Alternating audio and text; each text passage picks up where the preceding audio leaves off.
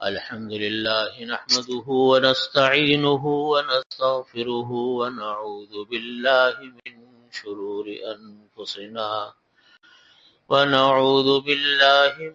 شرور أنفسنا ومن سيئات أعمالنا من يهده الله فلا مضل له ومن يضلله فلا هادي له وأشهد أن لا إله إلا الله وحده لا شريك له وأشهد أن سيدنا وسندنا ومولانا محمدا عبده ورسوله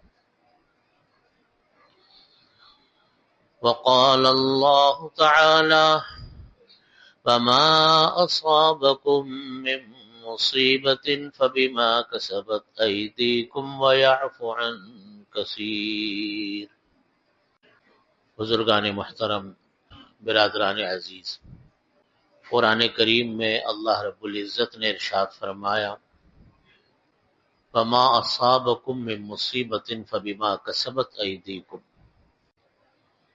کہ تم میں سے جس شخص کے اوپر کوئی بھی مشکل آتی ہے، کوئی مصیبت آتی ہے، فبما کسبت ایدیکم، وہ تمہارے اعمال کی وجہ سے آتی. آپ نے، ہم میں سے ہر انسان نے کوئی عمل ایسا کیا ہوتا ہے جس کی وجہ سے کوئی ہمارے اوپر مشکل آ گئی، اس کی پکڑ آ گئی اللہ کی طرف سے، اللہ نے اس کے اوپر کوئی سزا ہمیں دنیا میں دی. فرمایا آگے وَيَعْفُو عَنْ كَثِيرٍ، اور بے شمار گناہوں کو تو اللہ معاف کر دیتے ہیں. اگر ہر گناہ کے اوپر اللہ کی طرف سے کوئی خدا نہ خواستہ ہمارے اوپر کوئی پکڑ آتی تو ہر وقت ہم سے تو لغزشیں ہوتی رہتی. کتنے گناہ تو وہ ہیں جو میرے اور آپ سے ہوتے، ہمیں احساس بھی نہیں ہوتا ہم گناہ کر کے آتے. لیکن اللہ کا نظام ایسا، اللہ نے ہمارے اوپر اتنا کرم فرمایا ہوا، اتنا رحم فرمایا ہوا، وَهُوَ أَرْحَمُ الرَّاحِمِينَ، اللہ وہ ارحم الراحمین ہے، رحم کرنے والا ہے، سب سے زیادہ رحم کرنے والا. ہمارے دل میں یہ تو آتا ہے کہ جی میں اس مشکل میں آ گیا، اس مشکل میں آ گیا. ہم یہ نہیں دیکھ رہے ہوتے کہ پیچھے ہم کیا کر کے آ رہے ہیں، ہم نے کتنے اللہ تعالیٰ کے احکامات کو پورا کیا. اگر ہم دیکھیں، حقیقت پر غور کریں کہ ہم بحیثیت ایک انسان کے، بحیثیت ایک مخلوق کے، ہمارا خالق، ہمارا مالک، ہمارا رب ہے. سب کچھ اللہ نے ہمیں بنا کر دیا. کسی چیز کو کوئی خالق ہم نہیں ہے. یعنی ہم اور آپ اپنے جسم کا اگر جائزہ لیں تو ہم کون سی چیز ہماری اپنے ہاتھ کی بنائی ہوئی ہے. ہم ہر تھوڑی دیر بعد پانی پیتے ہیں.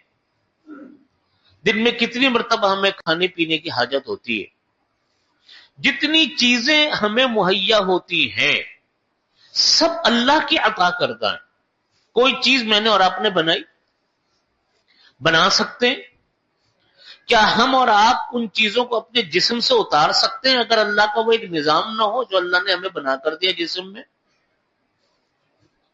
جب اللہ رب العزت کی ہمہ وقت رحمتیں ہمارے اوپر برس رہی ہیں، ایک رحمت نہیں، لا تعد ولا تحصى، اللہ کی رحمتوں کو ہم اور آپ نہ گن سکتے نہ ان کا احاطہ کر سکتے.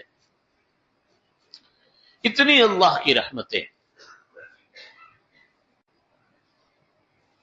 بس اللہ تعالی ہم سے یہ فرماتے ہیں کہ میں نے تم کو ہر چیز بنا کر دی، تم میرے حکموں کی پابندی کر لو، میرے حکموں کی نافرمانی مت کرنا. سب سے پہلا، سب سے بڑا حکم یہ کہ اللہ کو مانو، اللہ کی وحدانیت کو مانو، اللہ کو وحدہ لا شریک مانو، اللہ کا اپنا رب مانو. لا الہ الا اللہ محمد الرسول اللہ، اللہ کے نبی علیہ الصلوۃ والسلام کو مانو، ان کے حکموں کو مانو، ان کی ختم نبوت کو مانو، ہر چیز کو مانو. ایک ذات جو ہمارے اوپر اتنی مہربان ہے، جب ہم اس کی نافرمانیوں پہ نافرمانیاں کرتے چلے آ رہے ہوں اور زبان سے ہمارا کوئی معافی کا جملہ بھی نہ نکلتا ہو، استغفار بھی ہم نہ کرتے ہوں، پھر بھی وہ ذات ہمیں معاف کیے جا رہی ہے، معاف کیے جا رہی ہے، معاف کیے جا رہی ہے۔ قرآن کریم میں اللہ تعالیٰ خود فرماتے وَيَعْفُ عَنْ كَثِيرٍ، اللہ تعالیٰ بے شمار گناہوں کو تو اللہ معاف فرما دیتے۔ ہاں بعض اعمال وہ ہوتے ہیں اللہ کی طرف سے پکڑ آتی، رکاوٹیں آتی ہیں، گناہوں کی وجہ سے رکاوٹیں تو زندگی میں آتی ہیں، جو ہمارے کاموں میں رکاوٹیں آتی ہیں اس کی ایک بہت بڑی وجہ در حقیقت ہمارے اپنے گناہ ہوتے ہیں، اس وجہ سے کاموں میں بہت رکاوٹیں آتی ہیں۔ چنانچہ بعض گناہ وہ ہوتے ہیں جس کی پکڑ اللہ دنیا میں شروع فرما دیتے ہیں، جیسے ماں باپ کی نافرمانی، اس کا آخرت میں جو عذاب ہوگا وہ تو ہوگا، لیکن دنیا کے اندر اللہ تعالیٰ اس انسان کے کام بگاڑنا شروع کر دیتا، پکڑانی شروع ہو جاتی۔ اسی طرح کسی انسان پر ظلم، کسی انسان کے ساتھ زیادتی، جو ہمارے ہاں بہت زیادہ عام ہے کہ ذرا سا کسی کے پاس کوئی عہدہ آ گیا اب وہ فرعون بنا ہوا ہے، ہر ایک کے ساتھ ذرا زیادتی کر رہا ہے، ہر ایک کو جناب اپنا حکم چلا رہا ہے، ذرا سا کسی نے بات ماننے میں لیت و لال سے کام لیا اس کے اوپر ظلم و ستم ڈھانے شروع کر دیے، یہ چند دنوں کا عہدہ ملا یہ انسان فرعون بنا ہوا۔ کوئی انسان کسی پر ظلم کرتا ہے اللہ تعالیٰ جو سزا اس کو دیں گے اپنے ہاں دیں گے، لیکن دنیا کے اندر اس کا آغاز ہوتا ہے، وہ بچ نہیں سکتا اللہ کی پکڑ سے، کبھی بھی نہیں بچے گا اللہ کی پکڑ سے۔ حد تو یہ ہے کہ کوئی انسان جانور پر بھی ظلم کرتا ہے، اللہ کی مخلوق پر بھی ظلم کرتا ہے، وہ بھی اللہ کی تو مخلوق ہے نا، وہ بھی انسان کی بددعائیں انسان کو اس مخلوق کی لگتی ہیں اللہ کی، وہ اس سے بھی نہیں بچ پاتا۔ اسی لیے اگر کوئی انسان اللہ کی مخلوق کے ساتھ رحم کا معاملہ کرتا ہے اللہ تعالیٰ اس انسان سے خوش ہوتے۔ حدیث شریف میں واقعہ آتا ہے کہ ایک عورت تھی، اس عورت نے ایک بلی پکڑ رکھی تھی، اس بلی کو وہ نہ چھوڑتا تھا کہ وہ جا کر کھا پی لے، نہ وہ اس بلی کو کچھ کھانے کو ڈالتا تھا، یہاں تک کہ بلی مر گئی۔ آپ صلی اللہ علیہ وسلم نے اس کو دوزخ کی وعید دی کہ یہ دوزخی عورت ہے، اس لیے کہ اس نے ایک جانور کے اوپر ظلم کیا۔ ہم یہ سمجھتے ہیں کہ کسی کا مال لوٹ لیا، کسی کو دھوکہ دے دیا، کسی کے پیسے دبا لیے، کسی کا قرضہ دے کے واپس نہیں کر رہے، کسی کے ساتھ ہم نے کوئی برا کر لیا، ہم اللہ کی پکڑ سے بچ جائیں گے۔ وہ رکاوٹیں، وہ پریشانیاں ہم کو اتنی مختلف شکلوں میں ظاہر ہوں گی، اتنی مختلف شکلوں میں ظاہر ہوں گی، ہمیں پتہ بھی نہیں چلے گا کہ وہ ہمارے پر یہ مسئلہ کہاں سے رہا۔ میں نے یہ بات آپ کو پہلے بھی یہاں سنائی کئی دفعہ، میرے دادا حضرت مفتی محمد شفیع صاحب رحمۃ اللہ علیہ جس دارالعلوم کراچی کے بانی،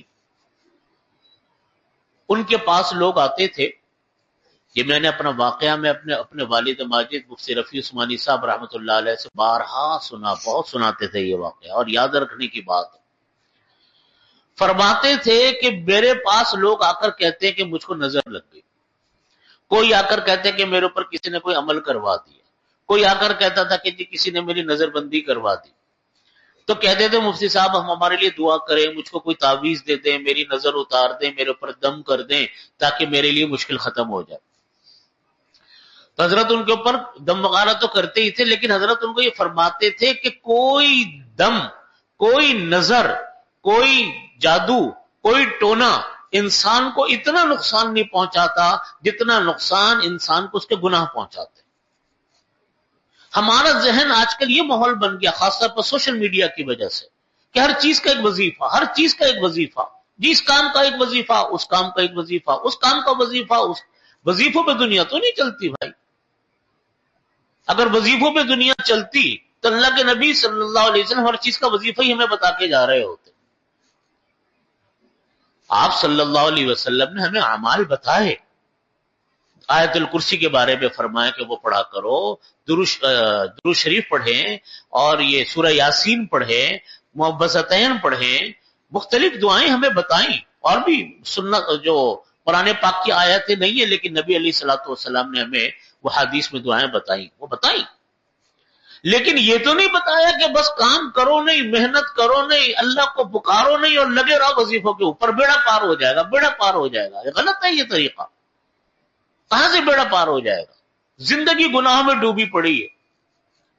سود، رشوت، دھوکہ، جھوٹ، گناہ، معصیتیں، نمازوں کو قضا کرنا، تلاوت نہ کرنا، اللہ سے دعائیں نہ مانگنا، پورے بھر وقت دن رات جھوٹ بول رہے ہیں، کم ناپ رہے ہیں، کم تول رہے ہیں، غلط کوالٹی کا مال بیچ رہے ہیں.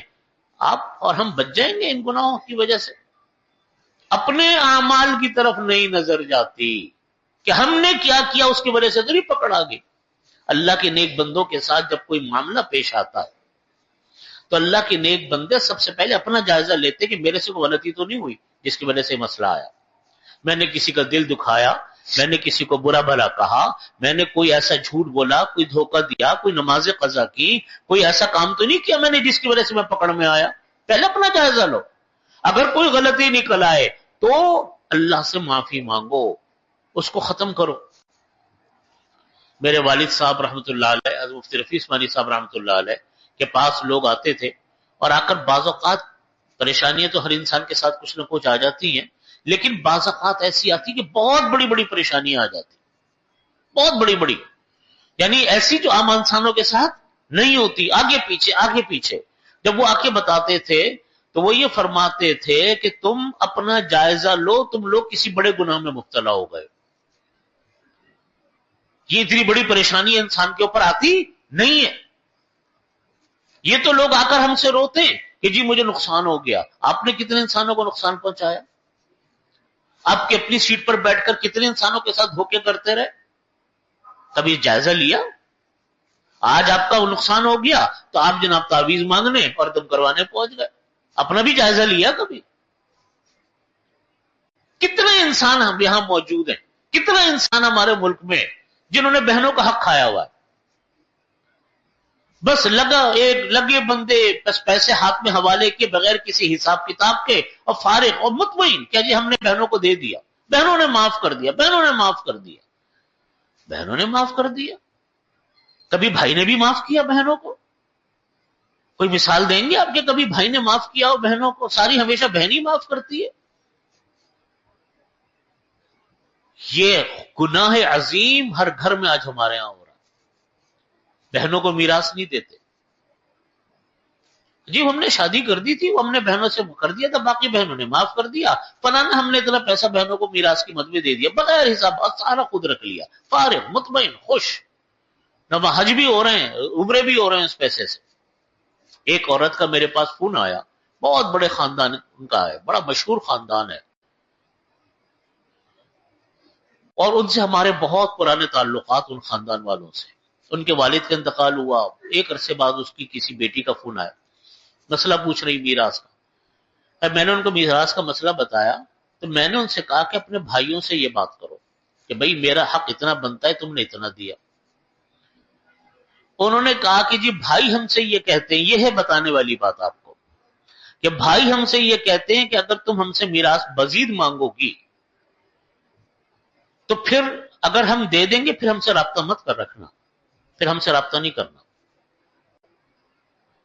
وہ کہنے لگی، رونے لگ گئی، کہنے لگی کہ میرا باپ تو رخصت ہو گیا، اب اگر میں میراث بھی اپنے بھائی سے مانگوں گی تو میرے بھائی بھی میرے سے ہاتھوں سے چلے گئے، تو میرا پورا میکہ ہی ختم ہو گیا.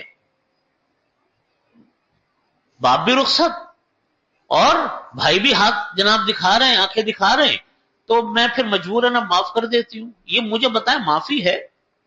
آپ مجھے بتائیں اس کو معافی کہتے؟ یہ گن پوائنٹ کے اوپر پیسے چھیننا، ڈکیتی کرنا اور اس پیسے میں کوئی فرق ہے؟ وہ تو آپ ایک عام انسان سے کرتے ہیں، تو اپنی سگی بہن سے کر رہے ہیں جس کے لیے آپ کو کرنا چاہیے، محنت کرنی چاہیے، مزید دینا چاہیے، اس سے آپ پیسے چھین رہے ہیں. اللہ اکبر، کتنا بڑا ظلم عظیم ہے. معافی یہ نہیں ہوتی جو معاشرے میں رائج ہے. معافی وہ ہوتی ہے حساب کتاب پورا کریں اور بہنوں کو حوالے کر دیں، بھائیوں کو حوالے کر دیں، پھر وہ آپ کو اپنی جیب سے اٹھا کر پیسے دینا چاہے وہ لے لینا، اگر آپ کی غیرت گوارا کرے تو یہ ہوتی ہے معافی، ڈنڈے کے زور پہ معافی نہیں ہوتی۔ تو خود تو روتے ہوئے آ گئے، ذرا سا مسئلہ ہوا اور خود انسانوں کو کتنا نقصان پہنچایا، اس کی ہماری طرف دھیان نہیں ہوتا۔ بھائیو، یہ قسم گناہوں کی، دوسروں کے ساتھ زیادتیاں کرنا، دوسروں کے ساتھ ظلم کرنا، ایک انسان کو عہدہ مل گیا، اب ذرا سی کسی نے آنکھیں دکھائیں فوراً انتقامی کارروائی شروع، چند دنوں کی ہے نا، جتنے دنوں کا آپ کا عہدہ ہے آپ ظلم ڈھالو ملازمین کے اوپر، جو آپ کی جوتیاں ڈھیلی کر رہا ہو، جو آپ کے آگے پیچھے کر رہا ہو، جو ہاں میں ہاں ملا رہا ہو، اس کے ساتھ تو آپ نے بہت اچھا برتاؤ کر دیا، جس نے قانون ضابطے کے مطابق کام کیا، آپ کی جوتیاں سیدھی نہیں کی، ہاں میں نہیں ملائی، کوئی آپ کے آگے پیچھے نہیں پھرا، اس کے ساتھ آپ نے ظلم ڈھانا شروع کر دیا۔ یہ کون سا مسلمانوں والا کام کیا؟ تمام سابقہ اقوام کو آپ اٹھا کر دیکھ لو جن پر اللہ کے عذاب نازل ہوئے، قوم شعیب کو اٹھا کر دیکھ لو، دوسری قوموں کو اٹھا کر دیکھ لو، عاد و سمود کو اٹھا کر دیکھ لو، جن سے قرآن کریم میں واقعات جن کے آتے ہیں، سب کے اوپر عذاب اللہ کا معاملات کی خرابی کی وجہ سے آیا، سب پر اللہ کا عذاب انسانوں پر ظلم کی وجہ سے آیا۔ فرعون کی لاش آج بھی فرعون کی لاش جو ہے وہ مصر میں قاہرہ میں عبرت کا نمونہ بنی پڑی۔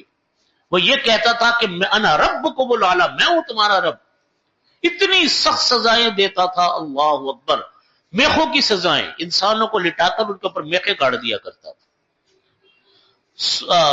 اس کی کھجور کے ٹہنوں کی پھانسیاں، یہ 2 ٹہنے کھجور کے آس پاس ہوتے تھے، ان کو یوں ملا کر کراس کر دیا کرتا تھا، پھر ایک آدمی کو لایا جاتا، اس کا ہاتھ اور ایک پاؤں، ایک پیر ایک درخت سے باندھا جاتا، دوسرا دوسرے درخت سے باندھا جاتا، اور پھر رسی کھولتا تھا۔ اس طرح انسان جب وہ درخت اپنی جگہ پر واپس جاتا تھا تو اس کا جسم پھٹ جاتا تھا، یوں 2 ٹکڑے ہو جاتا تھا۔ یہ اس کی سزائیں تھی، اتنا ظلم انسانوں کے اوپر۔ لیکن اس وقت تک نا، جب تک دم میں دم رہا، یہ بھی اللہ کی طرف سے ڈھیل ہوتی ہے، سنستدرجہم من حیث لا یعلمون، اللہ تعالیٰ ان کو ڈھیل دے دیتے ہیں۔ لیکن آج تک اس کی لاش عبرت کا نمونہ ہے کہ دیکھو نافرمانوں کا، متکبر لوگوں کا، ظلم کرنے والوں کا حشر یہ ہوتا ہے۔ وما اصابکم من مصیبت، جو تمہیں کوئی مصیبت آتی ہے، فبما کسبت ایدیکم، آپ کے اعمال کی وجہ سے آتی ہے۔ ویعفو عن کثیر، اللہ تعالیٰ بہت سارے گناہوں کو تو معاف فرما دیتے ہیں۔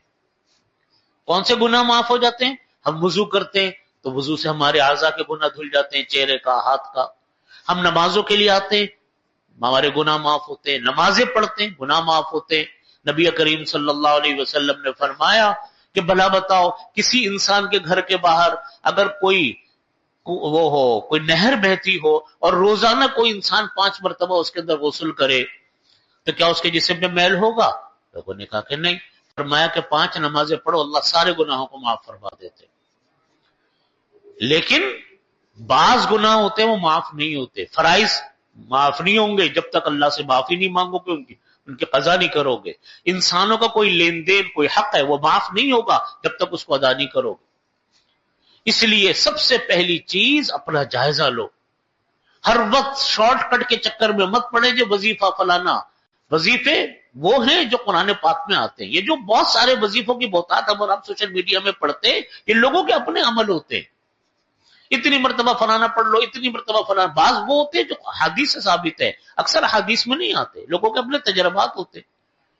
لیکن ہر وقت اس چکر میں نہیں پڑنا چاہیے۔ اصل چیز حضرت تھانوی رحمۃ اللہ علیہ نے یہ بات لکھی کہ وظیفوں سے زیادہ مؤثر چیز دعا ہے، دعائیں مانگو اور اللہ کے حکموں کی اطاعت کرو، فرائض و واجبات، نمازیں اہتمام سے پڑھو، زکوٰۃ ادا کرو، روزے رکھو جو فرائض ہیں، اور حراموں سے بچو، حرام بوا، واضح حرام، دھوکہ، جھوٹ، ناجائز آمدنی، اور بھی جتنی قسمیں حرام کی ہے، جھوٹ، غیبت، ان سے بچو، اللہ سے دعائیں مانگو، پھر دیکھو اللہ تعالیٰ کیسے مدد فرماتے ہیں، کیسے اللہ کی نصرت آتی ہے۔